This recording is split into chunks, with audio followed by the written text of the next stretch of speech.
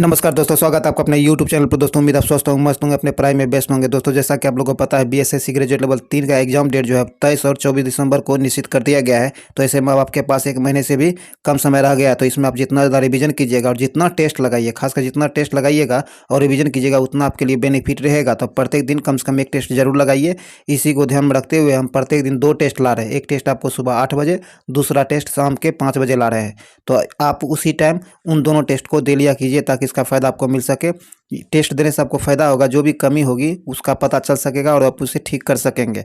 क्योंकि अभी 1 महीने का टाइम है, तो आप उसे सुधार सकेंगे। तो इसीलिए आप प्रत्येक दिन उसी समय टेस्ट दे लिया कीजिए। और रिवीजन के लिए मास्टर वीडियो का प्रयोग जरूर करें। उसे 2 बार 3 बार करके उस मास्टर वीडियो को जरूर देखें, जो 5 मास्टर वीडियो अपलोड कर दिया गया रिवीजन को देखते हुए। तो रिवीजन के लिए उस वीडियो को जरूर देखें। अगर अभी तक आप हमारे चैनल को सब्सक्राइब नहीं किए तो सब्सक्राइब कर लीजिए, घंटी दबा लीजिए, ताकि आने वाली वीडियो का नोटिफिकेशन आपको आसानी से मिल सके। और इस वीडियो को लाइक कीजिए, शेयर कीजिए। आपके पास जितने भी स्टडी ग्रुप हैं सबों में शेयर कीजिए, ताकि मैक्सिमम लोगों तक पहुंच सके और मैक्सिमम लोग इसका फ़ायदा उठा सके। और इस चैनल को अपने दोस्तों से सब्सक्राइब करवाइए और खुद सब्सक्राइब कीजिए, ताकि हमें भी सपोर्ट मिले और हम आपके लिए काम करते रहें और हमें भी आपके लिए काम करने में मन लगा रहे। तो चलिए ज़्यादा टाइम नहीं गवाते हैं, इस वीडियो को शुरू करते हैं। तो आइए दोस्तों, सेट नंबर 12 का पहला क्वेश्चन कहता है कि कौन सी एजेंसी कौन सी एजेंसी म्यूचुअल फंड के लिए एक विनियामक की भांति कार्य करती है। तो ये करती है आपको सेबी। कौन? सेबी। 2 नंबर से आंसर हो जाएगा सेबी। चलिए आगे है। आगे कहता निम्नलिखित में निम्नलिखित में से कौन सा घाटे के वित्तीय व्यवस्था का एक लक्षण है। कहता निम्नलिखित में से कौन से घाटे का वित्तीय व्यवस्था का एक लक्षण है। तो ये लक्षण आपको है, सरकार भारतीय रिजर्व बैंक से धन उधार लेती है। 3 नंबर से आंसर हो जाएगा। चलिए आगे है। आगे कहता है निम्नलिखित में निम्नलिखित में से कौन सा निकाय केंद्रीय और राज्य के बीच राजस्व के बंटवारे का सूत्री निर्धारण करने के लिए उत्तरदायी है। कहता वो निम्नलिखित में से वह कौन सा निकाय है जिसे केंद्र और राज्य के बीच राजस्व के बंटवारे के लिए सूत्र निर्धारित करने के लिए उत्तरदायी माना जाता है। तो वह आपको वित्त आयोग। किसको? वित्त आयोग को। 2 नंबर से आंसर हो जाएगा वित्त आयोग। और वित्त आयोग जो ये धन की बंटवारा जो करता है, ये आपको अनुच्छेद आर्टिकल 280 के अंतर्गत करता है, ध्यान रखिएगा। चलिए आगे है। आगे कहता है इनमें से किस खाड़ी से होकर अंतर्राष्ट्रीय तिथि रेखा गुजरती है। कहता है निम्नलिखित में से इसमें से किस खाड़ी से होकर अंतर्राष्ट्रीय तिथि रेखा गुजरती है। तो ये गुजरता है बेरिंग की खाड़ी से। किससे? बेरिंग की खाड़ी से। 3 नंबर से आंसर हो जाएगा बेरिंग की खाड़ी से। चलिए आगे कहता है भारत सरकार भारत सरकार की अमृत योजना डैश से संबंधित है। भारत सरकार की अमृत योजना जो है, यह किससे संबंधित है। तो ये आपको शहरी विकास से संबंधित है। किससे? शहरी विकास से संबंधित है। 3 नंबर से आंसर हो जाएगा शहरी विकास से संबंधित है। चलिए आगे कहता है चीन के राजनीतिक ठिकाने हमसन तोता गहन जल बंदरगाह में 70% हिस्सा खरीदा है। यह बंदरगाह किस देश में स्थित है। तो ये बंदरगाह जो किस देश में स्थित है। तो ये आपको ये हम्बन होगा। क्या होगा? हम्बन तोता गहन बंदरगाह जल बंदरगाह जो है आपको, इसमें 70% हिस्सा चीन ने खरीद लिया है। ये किस देश में स्थित है? श्रीलंका में स्थित है। 2 नंबर इसका आंसर हो जाएगा श्रीलंका। आगे कहता है कौन सा बृहद हड़प्पाई स्थल हरियाणा में स्थित है। कहता है वो कौन से निम्न में से वो कौन सा बृहद हड़प्पाई स्थल है जो हरियाणा में स्थित है। तो ये हरियाणा में जो स्थित है वो है आपको राखीगढ़। क्या है? राखीगढ़ी। 2 नंबर से आंसर हो जाएगा राखीगढ़ी। चलिए आगे कहता है दिल्ली के हौज खास क्षेत्र में चार मीनार डैश द्वारा बनाई गई है। ये चोर नहीं 4 होगा। क्या होगा? 4 होगा। सॉरी, ये चोर या चोरो मीनार यही होगा। मीनार डैश द्वारा बनाई गई। कहता है दिल्ली के हौज खास क्षेत्र में चोर या चोरो मीनार डैश द्वारा बनाई गई है। तो यह बनाई गई आपको अलाउद्दीन खिलजी के द्वारा। किसके द्वारा? अलाउद्दीन खिलजी के द्वारा। 1 नंबर से आंसर हो जाएगा। यहाँ 1 नंबर अलाउद्दीन खिलजी से आंसर हो जाएगा। 4 मीनार और चोर मीनार दोनों अलग अलग, ये ध्यान में रखिएगा। चलिए आगे है। आगे कहता निम्नलिखित में निम्न में से किस राज्य में लोह धातु जस्ता तांबा के बड़े भंडार पाए जाते हैं। ये राजस्थान में। कहाँ? राजस्थान में पाए जाते हैं। 2 नंबर से आंसर हो जाएगा राजस्थान। आगे कहता है भारत का कौन सा क्षेत्र अपनी वर्षा का अधिकांश भाग उत्तर पूर्वी मानसून से प्राप्त करता है। भारत का वह कौन सा क्षेत्र है जो अपनी अधिकांश वर्षा का भाग उत्तर पूर्वी मानसून से प्राप्त करता है। तो ये है आपको कोरोमंडल और क्या है, कोरोमंडल और रायलसीमा। 4 नंबर इसका आंसर हो जाएगा। चलिए आगे बढ़ते हैं। आगे कहता है जनगणना 2011 के अनुसार बिहार के किस जिले में साक्षरता दर सबसे अधिक है। कहता है बिहार जनगणना 2011 के अनुसार बिहार के किस जिले में साक्षरता दर सबसे अधिक है। इसका सही आंसर हो जाएगा आपको रोहतास में। कहाँ? रोहतास में। 1 नंबर से आंसर हो जाएगा रोहतास। रोहतास में जो जनसंख्या क्या है, साक्षरता दर आपको 73.37 है। क्या 73.37% यहाँ की साक्षरता दर है। इसके बाद बक्सर की है जो कि 70.14% है। और उसके बाद मुंगेर की है जो 70.46% है। ध्यान रखिएगा। चलिए आगे है झूमिंग डैश का एक प्रकार है। झूमिंग जो है यह डैश का एक प्रकार है। तो आपको हस्तांतरण कृषि का एक प्रकार है। 3 नंबर से आंसर हो जाएगा हस्तांतरण कृषि का एक प्रकार है। आगे कहता है लवनी क्या है, लावनी डैश राज्य का लोक नृत्य है। लावनी जो है ये किस राज्य का लोक नृत्य है, तो ये महाराष्ट्र का लोक नृत्य है। 1 नंबर से आंसर हो जाएगा महाराष्ट्र का। चलिए आगे कहता है निम्नलिखित में से कौन सा भारतीय सेना का आदर्श वाक्य है। कहता है निम्नलिखित में से कौन भारतीय सेना का आदर्श वाक्य है। तो यह आपको स्वयं से पहले सेवा। क्या है? स्वयं से पहले सेवा। 4 नंबर से आंसर हो जाएगा। इसका अंग्रेजी अनुवाद सर्विस बिफोर सेल्फ होता है। क्या है? सर्विस बिफोर सेल्फ होता है। 4 नंबर यहाँ से आंसर हो जाएगा स्वयं से पहले सेवा जरूरी है। चलिए आगे है। चलिए आगे कहता है सर्वोच्च न्यायालय। क्या सर्वोच्च न्यायालय के हाल ही में निजता को मौलिक अधिकार घोषित किया गया है। भारत के संविधान के किस अनुच्छेद के अंतर्गत निजता को एक मौलिक अधिकार घोषित किया गया है। यह अधिकार घोषित किया गया अनुच्छेद 21 को। किसी अनुच्छेद 21 को। 4 नंबर से आंसर हो जाएगा। ये 2017 में इसकी घोषणा की गई है अनुच्छेद 21 में। चलिए आगे है। आगे कहता कौन सा लक्षण क्या है, कौन सा लक्षण सिंधु और गंगा नदी घाटियों के बीच जल विभाजक की भांति कार्य करता है। कहता वो कौन सा लक्षण है जो सिंधु और गंगा नदी घाटियों के बीच जल विभाजक की भांति कार्य करता है। तो इसका सही हो जाएगा अरावली श्रेणी। कौन? अरावली श्रेणी। 1 नंबर से आंसर हो जाएगा अरावली श्रेणी। चलिए आगे कहता है कौन सा वेद मुख्यतः लयबद्ध प्रारूप या फिर छंद से मिलकर संगीतात्मक रचना के रूप में बनाया गया है। तो यह बनाया गया आपको सामवेद को। किसे? सामवेद को। 2 नंबर से आंसर हो जाएगा सामवेद को। आगे कहता है 2 अक्षांशों के बीच समयांतर होता है। कहता 2 अक्षांश जो है इसके बीच समयांतर कितना होता है, तो ये होता है आपको 4 मिनट का। कितना? 4 मिनट का। 3 नंबर से आंसर हो जाएगा 4 मिनट का।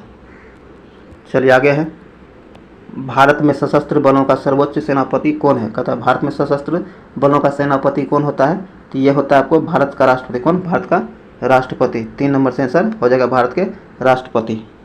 चलिए आगे है। आगे कहता है एक हरिकेन एक डैश है। कहता है एक हरिकेन एक डैश है। तो एक हरिकेन एक उष्णकटिबंधीय चक्रवाती प्रणाली है। 2 नंबर से आंसर हो जाएगा। चलिए आगे है। आगे कहता है क्या है डिजी लॉकर के बारे में क्या सत्य नहीं है। डिजी लॉकर के बारे में क्या सत्य नहीं दिया गया है। कहता है दस्तावेज क्या है, दस्तावेज की प्रति इलेक्ट्रॉनिक रूप में व्यक्ति के निजी कंप्यूटर या मोबाइल फ़ोन पर भंडारित होता है। यह सही नहीं है। तो 1 नंबर आंसर हो जाएगा जो कि सही नहीं दिया गया, बाकी सभी सही दिया गया है। चलिए आगे कहता है 22 में कहता है कि किस संविधान संशोधन के द्वारा दिल्ली को एक विधानसभा दी गई है। कहता है कि किस संविधान संशोधन के द्वारा दिल्ली को एक विधानसभा दी गई है। तो इसका सही आंसर हो जाएगा आपको 69वां संविधान संशोधन का 69वां संविधान संशोधन के अंतर्गत। 2 नंबर से आंसर हो जाएगा। ध्यान रखिएगा ये 69वां संविधान संशोधन जो हुआ आपको 1991 में हुआ। कब? 1991 में हुआ है, ये ध्यान रखिएगा। चलिए आगे है। कहता किस अनुच्छेद के अंतर्गत संसद को संविधान संशोधन की शक्ति दी गई है। कहता वो कौन से अनुच्छेद है जिसके अंतर्गत संसद को संविधान संशोधन की शक्ति दी गई है। तो यह अनुच्छेद है आपको अनुच्छेद 368 के अंतर्गत। कितना? अनुच्छेद 368 के अंतर्गत। 3 नंबर से आंसर हो जाएगा। चलिए आगे है। कालिदास सम्मान डैश के क्षेत्र में प्रदान किया जाता है। कालिदास सम्मान जो है यह किस क्षेत्र में प्रदान किया जाता है, तो ये आपको शास्त्रीय संगीत के क्षेत्र में, शास्त्रीय नृत्य के क्षेत्र में और थिएटर और प्लास्टिक कला के क्षेत्र में दिया जाता है। 4 नंबर से आंसर हो जाएगा। यह सम्मान जो आपको मध्य प्रदेश सरकार के द्वारा दिया जाता है। किसके द्वारा? मध्य प्रदेश सरकार के द्वारा दिया जाता है। इस पुरस्कार की शुरुआत आपको 1980 में की गई। कब? 1980 में इसकी शुरुआत की गई, यह भी ध्यान में रखिएगा। आगे कहता है भारत सरकार की भारत सरकार की GEM पोर्टल डैश से संबंधित है। भारत सरकार की GEM पोर्टल जो है किससे संबंधित है? तो यह आपको सार्वजनिक खरीद से संबंधित है। 3 नंबर से आंसर होगा सार्वजनिक खरीद से संबंधित है। चलिए आगे कहता है परिवार परिवार सामाजिक जीवन की प्रथम पाठशाला है। किसने कहा था? कहता है परिवार जो है सामाजिक जीवन का प्रथम पाठशाला है। यह किसने कहा था? तो यह आपको अरस्तू ने कहा था। किसने? अरस्तू ने कहा था। 1 नंबर से आंसर हो जाएगा, अरस्तू ने यह कहा था। आगे कहता है बिहार सरकार ने बुनियादी स्कूलों बिहार सरकार ने बुनियादी स्कूलों का नाम कस्तूरबा बुनियादी विद्यालय के रूप में बदलने का फैसला किया है। पहला बुनियादी विद्यालय महात्मा गांधी द्वारा स्थापित किया गया था। तो ये कहाँ स्थापित किया गया था? तो ये आपको पश्चिम चंपारण में किया गया था। 1 नंबर से आंसर हो जाएगा, पश्चिम चंपारण में किया गया था। और यह किया गया था 1939 में। कब? 1939 में, ध्यान रखिएगा। चलिए आगे है। आगे कहता पश्चिमी घाटी है। कहता पश्चिमी घाटी है। तो पश्चिमी घाटी जो है ये आपको पठारों का ढाल है। पठारों का ढाल है। 3 नंबर से आंसर हो जाएगा, पठारों का ढलान है पश्चिमी घाटी। 3 नंबर से आंसर हो जाएगा। चलिए आगे है।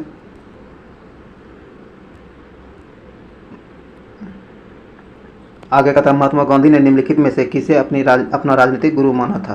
कहता महात्मा गांधी जो है इन्होंने किसे अपना राजनीतिक गुरु माना था?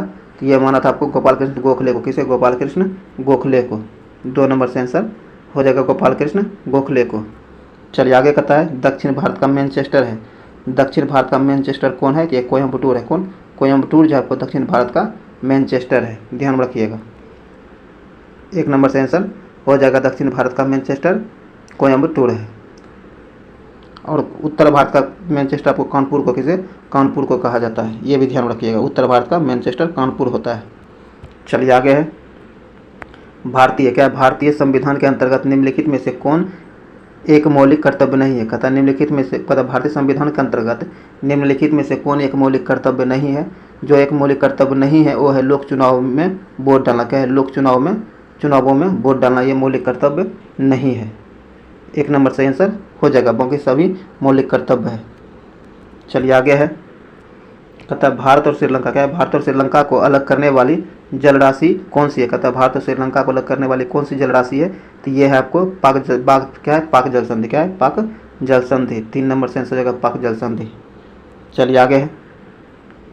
संविधान सभा के पहले अध्यक्ष कौन थे? संविधान सभा जो थे इसके पहले अध्यक्ष कौन थे? तो इसके पहले अध्यक्ष थे आपको डॉक्टर सच्चिदानंद सिन्हा। कौन? डॉक्टर सच्चिदानंद सिन्हा। 2 नंबर से आंसर हो जाएगा। यह एक अस्थायी अध्यक्ष थे, ध्यान रखिएगा। चलिए आगे है। कहता किसने बंगाल में अस्थायी उपनिवेश की शुरुआत की है? कहता किसने बंगाल में अस्थायी उपनिवेश की शुरुआत की है? तो एक लॉर्ड कर्नवालिस ने। किसने? लॉर्ड कर्नवालिस ने। 4 नंबर से आंसर हो जाएगा। इन्होंने 1793 में इसकी शुरुआत की थी। 1793 में। 4 नंबर से आंसर हो जाएगा लॉर्ड कर्नवालिस के द्वारा। चलिए आगे है।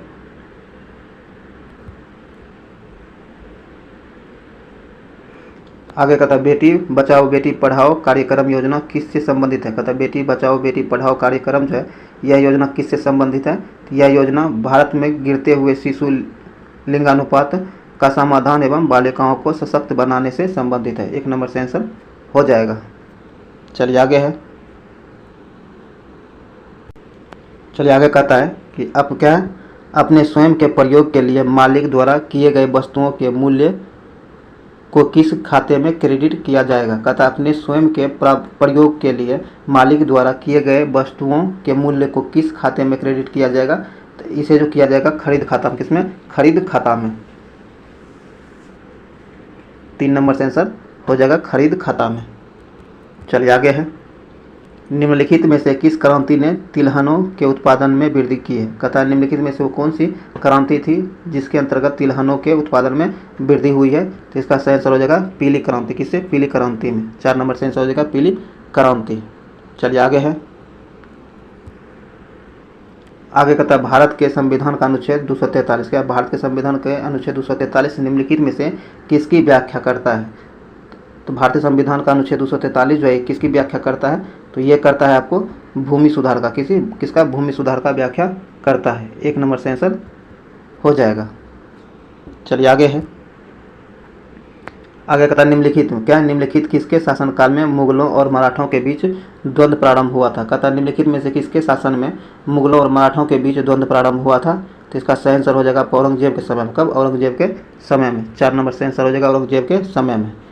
आगे है निम्नलिखित में, क्या निम्नलिखित किन सम्राटों के शासनकाल में भारत का पहला मुद्रा रुपया मुद्रित हुआ है? तो ये हुआ शेरशाह सूरी के समय में। कब? शेरशाह सूरी के समय में। 3 नंबर से आंसर हो जाएगा शेरशाह सूरी के समय में।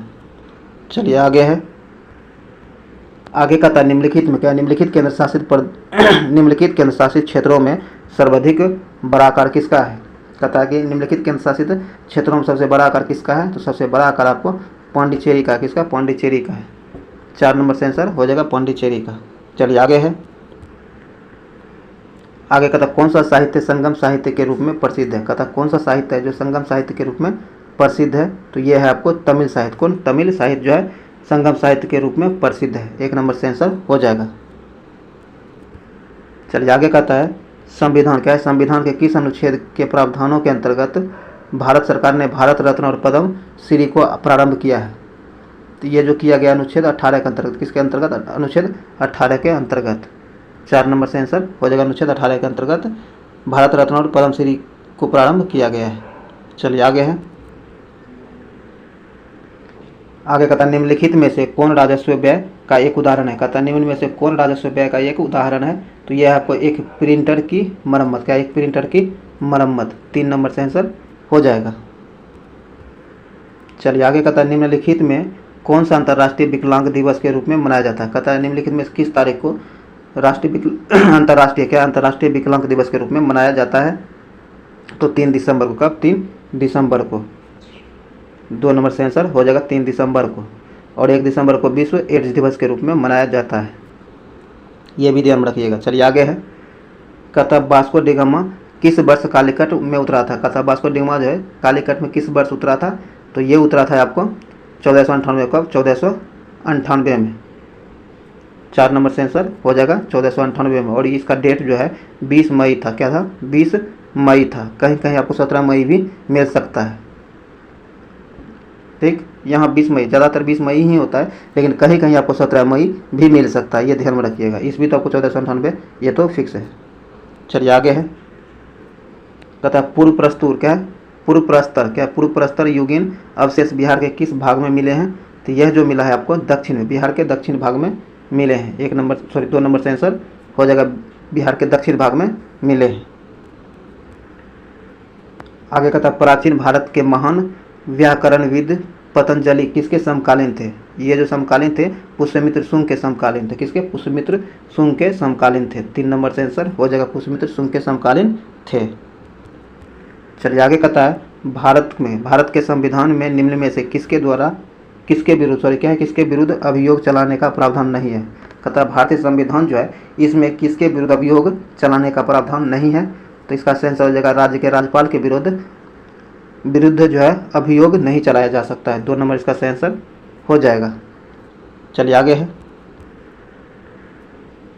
आगे कहता निम्नलिखित में क्या है? निम्नलिखित में से स्वतंत्र समाचार पत्रिका के संस्थापक कौन थे? तो इसके संस्थापक आपको मोतीलाल नेहरू थे। कौन?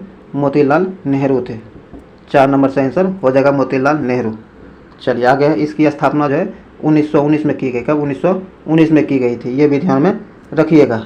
चलिए आगे है,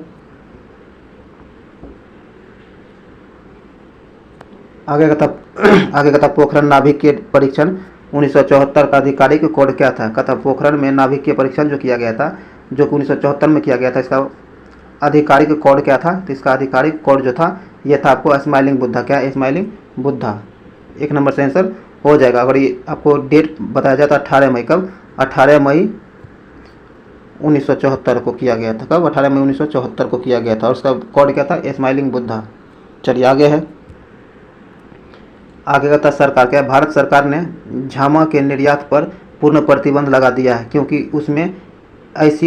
उसमें से ऐसी धातु या ऐसा तत्व निकाले जाते हैं जिसका उपयोग ट्रांजिस्टरों में किया जाता है। वह निम्नलिखित में से कौन सा तत्व है? तो वह जो तत्व है वह आपको जर्मेनियम। क्या है? जर्मेनियम। 2 नंबर से आंसर हो जाएगा जर्मेनियम। चलिए आगे कहता है समान प्रकार की छोटी बूंदें। क्या? समान प्रकार की छोटी बूंदें भी वोल्टेज तक आवेशित की गई है। यदि n बूंदें मिलाकर एक बड़ी बूंद बनाती है तो इस बूंद का विभव क्या होगा? तो इस बूंद का विभव जो होगा n पर पावर 2/3 भी हो जाएगा। 1 नंबर से आंसर हो जाएगा। चलिए आगे कहता है कि एक रेडियो स्टेशन से 30 मीटर बैंड क्या है? एक रेडियो स्टेशन से 30 मीटर बैंड का प्रसारण प्राप्त होता है। तो इस स्टेशन द्वारा प्रेषित वाहक तरंगों की आवृत्ति क्या होगी? तो इसके द्वारा प्रेषित वाहक तरंगों की आवृत्ति जो होगी ये हो जाएगी आपको 10 मेगाहर्ट्ज। क्या? 10 मेगाहर्ट्ज। 3 नंबर से आंसर हो जाएगा। आगे कहता है फ्यूज का सिद्धांत है। फ्यूज का सिद्धांत क्या होता है? तो विद्युत का ऊष्मीय प्रभाव। क्या है? विद्युत का ऊष्मीय प्रभाव। 3 नंबर से आंसर हो जाएगा। उस विद्युत का ऊष्मीय प्रभाव जो होता है विद्युत फ्यूज का सिद्धांत है। 3 नंबर से आंसर हो जाएगा। आगे कहता है जब जैव पद्धति जिसमें प्रस्रव्य ध्वनि का उपयोग किया जाता है। कहता है जब जैव पद्धति जिसमें प्रस्रव्य ध्वनि का उपयोग किया जाता है तो यह किया जाता है सोनोग्राफी। क्या है? सोनोग्राफी। 1 नंबर से आंसर हो जाएगा सोनोग्राफी। आगे कहता है हाइड्रोजन से भरा हुआ पॉलीथीन का गुब्बारा पृथ्वी से स्थल से छोड़ा जाता है। तो वायुमंडल में ऊंचाई पर जाने से ऊंचाई पर जाने से गुब्बारे के अमाप में वृद्धि होगी। क्या? गुब्बारे के अमाप में वृद्धि होगी। 3 नंबर से आंसर हो जाएगा। चलिए आगे है। आगे कहता आंख के रेटिना पर परंपरागत कैमरा के निम्न में से किस भाग से तुलना की जा सकती है? कहता आंख के रेटिना की परंपरागत कैमरा के निम्न में से किस भाग से तुलना की जा सकती है? तो इसकी तुलना जो की जा सकती है ये की जा सकती है आपको फिल्म से। किससे? फिल्म से। 1 नंबर से आंसर हो जाएगा फिल्म से। आगे कहता रेडियो तरंग। क्या? रेडियो तरंगों के विक्षेपण के लिए वायुमंडल के निम्न स्तरों में से कौन सा स्तर उत्तरदायी है? तो इसके लिए जो उत्तरदायी है वो आपको आयन मंडल। क्या? आयन मंडल इसके लिए उत्तरदायी है। 4 नंबर से आंसर हो जाएगा आयन मंडल। आगे कहता है यदि VA, VW और VH क्रमशः वायु, जल तथा इस्पात में ध्वनि की गति हो तो इसका आपस में क्या संबंध होगा? तो इसका आपस में संबंध आपको A नंबर से आंसर हो जाएगा। चलिए आगे है। आगे कहता है सूर्य के प्रकाश के अदृश्य भाग से प्रकाश संश्लेषण किया जा सकता है। कहता है सूर्य के प्रकाश के अदृश्य भाग से प्रकाश संश्लेषण किया जा सकता है कुछ बैक्टीरिया द्वारा। किसके द्वारा? कुछ बैक्टीरिया के द्वारा। 3 नंबर से आंसर हो जाएगा। चलिए आगे कहता है कथन ए दिया गया। क्या है?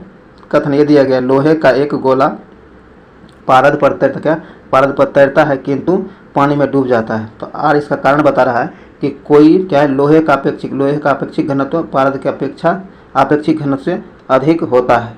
इसका सही आंसर क्या होगा? इसका सही आंसर जो होगा ए सही है परंतु आर गलत है। 3 नंबर से आंसर हो जाएगा। चलिए आगे कहता है कृत्रिम उपग्रह पृथ्वी से सुस्पष्टता से ट्रैक किया जा सकता है। कहता है कृत्रिम उपग्रह जो है पृथ्वी से सुस्पष्टता के साथ ट्रैक किया जा सकता है। तो ये किया जा सकता है डॉपलर प्रभाव के द्वारा। किसके द्वारा? डॉपलर प्रभाव के द्वारा। 1 नंबर से आंसर हो जाएगा। आगे कहता कि एक मनुष्य में स्थिर नाव से 5 मीटर प्रति सेकेंड की चाल से कूदा और नाव 0.5 मीटर प्रति सेकेंड की चाल से खिसकी। तो बताएं नाव का द्रव्यमान मनुष्य के द्रव्यमान का कितना गुना है? तो नाव का द्रव्यमान जो है मनुष्य के द्रव्यमान से 10 गुना होगा। क्या होगा? 10 गुना होगा। 4 नंबर से आंसर हो जाएगा 10 गुना। चलिए आगे है।